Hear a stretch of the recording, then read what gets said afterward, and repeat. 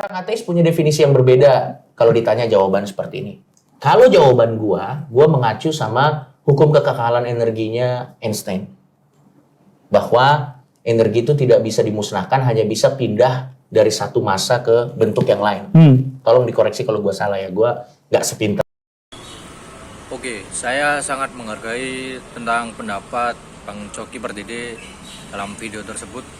Tetapi menurut saya di akhir nanti itu di Islam sendiri kan ada yang namanya keadilan.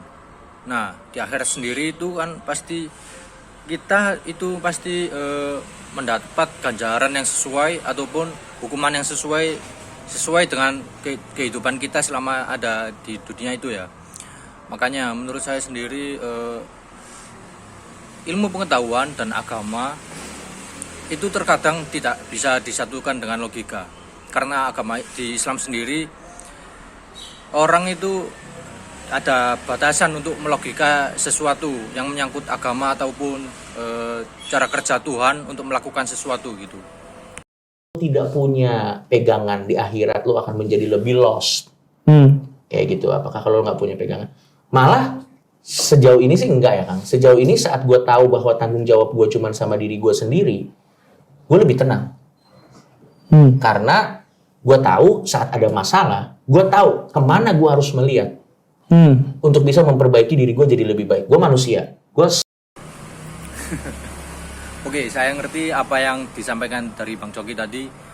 Kalau apakah beliau makin lost kalau nggak ada terikat sama agama sama sekali?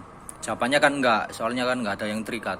Ya karena itu, makanya beliau merasa dirinya itu nggak lost sama sekali tentang kalau di akhir nanti. Karena beliau tidak menganut agama apapun, agama atau kepercayaan apapun.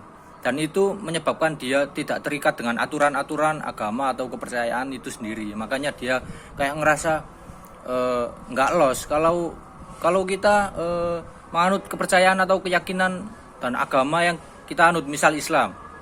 Kalau kita berbuat dosa kan pasti berbuat dosa. Mungkin karena ada aturan untuk ini baik atau buruk, dan baik dan buruk ini kan ada surga atau ada neraka gitu. Makanya beliau kan nggak los sama sekali karena nggak terikat sama aturan-aturan kayak gitu. Karena beliau tidak beragama. Dengan apa yang kita harapkan atau tidak, terlepas dari pertanyaan itu sebenarnya, karena pada akhirnya terlepas dari apakah dia itu ada atau tidak ada, apakah dia ada tapi sesuai dengan apa yang kita harapkan atau tidak, terlepas dari pertanyaan itu, sebenarnya yang paling penting adalah bagaimana kita mengisi kehidupan yang udah terjadi sekarang ini untuk jadi sesuatu gitu. Gitu. Dan nah, saya setuju sih sama pernyataan Bang Coki yang terakhir ini. Karena terlepas dari ada atau tidaknya Tuhan, agama maupun aturan-aturan agama lah, kita di dunia ini ngapain sih kalau berbuat resek, buruk gitu kan.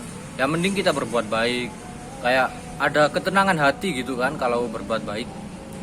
Gitu aja sih saya tangkap lah. Sekian.